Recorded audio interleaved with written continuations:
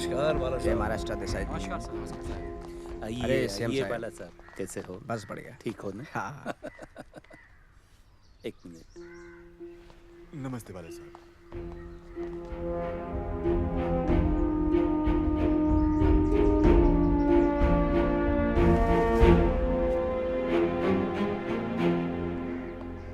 मेरी वसंतराव जी से बात हो गई है और वसंतराव जी के मैडम के साथ। आज आप सही वक्त पे आ गए, नहीं तो कमेटी की मीटिंग शुरू हो जाती। और मैडम ने आपके लिए पूरे 5 मिनट रखे हैं। बाला साहब, Rajni Patel. Hello mister Desai. Please seat है। 1.5 घंटा और लगेगा। मिस्टर ठाकरे, मैडम ने बुलाया आपको।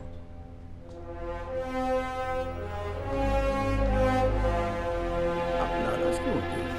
मैंने सुना है कि आप कहते हो कि महाराष्ट्र सिर्फ मराठी लोगों के लिए है। मैं देश की एकता और अखंडता में विश्वास करता हूँ। तो लोगों के मन में आपके लिए इतना डर क्यों है? ये सब न्यूज़पेपर्स का प्रोपेगेंडा है। मैं मेरे लोगों के सम्मान और हक की बात करता हूँ। हक? किस हक की बात कर रहे हैं आप? भाषा और प्रांत रचना मैंने नहीं बनाई है, संविधान ने बनाई है। और जब यही इसी राज्य की बुनियाद है तो हमारे लोगों को सम्मान से जीने का अधिकार है, मगर ऐसा हुआ नहीं। तो मुझे ये मैडम जब तक ये मीटिंग खत्म नहीं होती तब तक किसी को अंदर मत भेजना। Okay madam.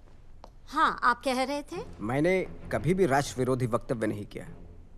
महाराष्ट्र सिर्फ मराठी लोगों के लिए है, ऐसा स्टेटमेंट मेरे किसी लेख, कार्टून या भाषण में दिखाई दिया तो मैं खुद ही अपने संगठन को बंद कर दूंगा। जो भी महाराष्ट्र में सालों से रहते आ रहे हैं, मैं उन्हें मराठी ही मानता हूँ। जैसे पंजाब में रहने वाला पंजाबी, बंगाल में बंगाली, अगर वही उसका जन्म स्थान है तो उसे उसके राज्य में नौकरी या शिक्षा में पहली प्राथमिकता मिलनी ही चाहिए। बस मैं जब भी कहता हूँ कि जय हिंद जय महाराष्ट्र, तो जय हिंद पहले कहता हूँ, जय महाराष्ट्र बाद में, क्योंकि मेरे लिए मेरा देश पहले है, राज्य बाद में। रुकिए जरा। ठीक है। बसिए थोड़ा वेळ बात करू.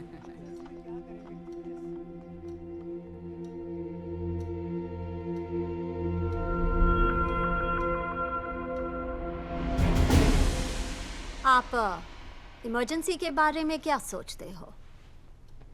इमरजेंसी की वजह से अगर देश में डिसिप्लिन आता है तो मैं इसके बिल्कुल भी खिलाफ नहीं हूं। मेरे लोगों को आपके बारे में बहुत सारी गलत जानकारी थी शायद, इसलिए गलत फहमियां भी थी। खैर, कोई बात नहीं। मेरे प्रस्ताव के बारे में सोचिए जरूर। My state my people, they need me. फिर भी आपका धन्यवाद। जय हिंद। जय हिंद, जय महाराष्ट्र।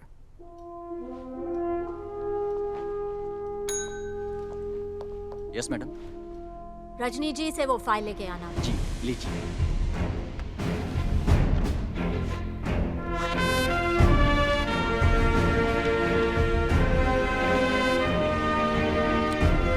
जिन जिन संगठनों पर बंदी लगाई है उनमें से शिवसेना का नाम मैं हटा रही हूँ। एक नई लिस्ट बनाई। अरे क्या दिक्कत है जय महाराष्ट्र बोलने में?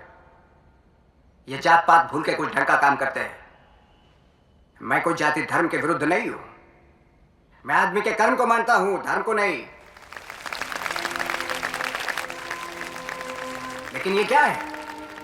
जब भी इंडिया मैच हार जाता है तो किसी किसी मोहल्ले में पेड़े बांटे जाते हैं, पटाखे फोड़े जाते हैं, खुशियां मनाई जाती है। अरे सब खत्म करो ये सब। हम सब एक साथ मिलकर रहेंगे तो धर्म के नाम पर लड़वाने वालों को बोरिया बिस्तर बांधना पड़ेगा।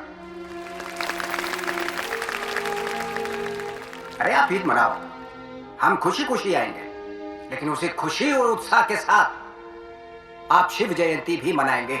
जब जब हमने इनको गले लगाने की पहल की, इन्होंने हमारा गला काटने की कोशिश की है। कुछ नहीं हो सकता इनका।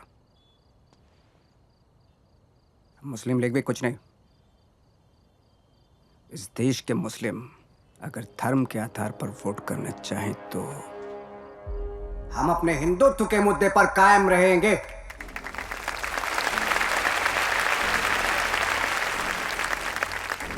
अरे पट्टू की औलाद बन के मत जियो, मर भी जाए तो परवाह नहीं। अरे वोटों के लिए इतनी लाचारी। जब इलेक्शन आता है तो उनको मुसलमान याद आता है। आज के बाद जो हिंदुओं की बात करेगा वही हिंदुस्तान पे राज करेगा।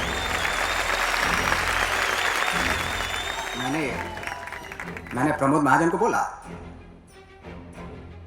कि जब महाराष्ट्र में मराठी मानुस मराठी बन के वोट कर सकता है तो हिंदू लोग हिंदू बन के वोट क्यों नहीं कर सकते। लेकिन आज रमेश प्रभु को जिताकर आप सब लोगों ने देश को हिंदुओं की ताकत दिखा दी है। हिंदुत्व का प्रचार न्यायालय भी रोक नहीं सकता। न्यायालय का कोई भी फैसला हो, शिवसेना हिंदुत्व के मुद्दे पर ही चुनाव लड़ेगी। गर्व से कहो, गर्व से कहो, गर्व से कहो। आपने भाषण देकर लोगों को भड़काया और आप ही के कहने पर आपके लोगों ने बाबरी मस्जिद को तोड़ दिया। मस्जिद? कौन सी मस्जिद? वहां पे तो राम मंदिर था, भगवान श्री राम का जन्म स्थान। आपको कैसे पता कि राम लल्ला वहीं पर पैदा हुए थे? नहीं तो पाकिस्तान में पैदा हुए थे, कराची या लाहौर में। Silence please. अभी पहले के टाइम में बर्थ सर्टिफिकेट तो मिलता नहीं था जो मैं आपको लाके दिखाता। ये देखिए sir, this is the date of birth, sir this is the place of birth. अरे हिंदुस्तान की जनता ने मुझे बताया है, उनकी आस्था ने बताया है, उनकी भावना है कि राम लल्ला वहीं पैदा हुए थे।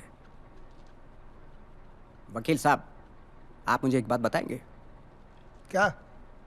आपको पता है कि बाबर कहाँ पैदा हुए थे?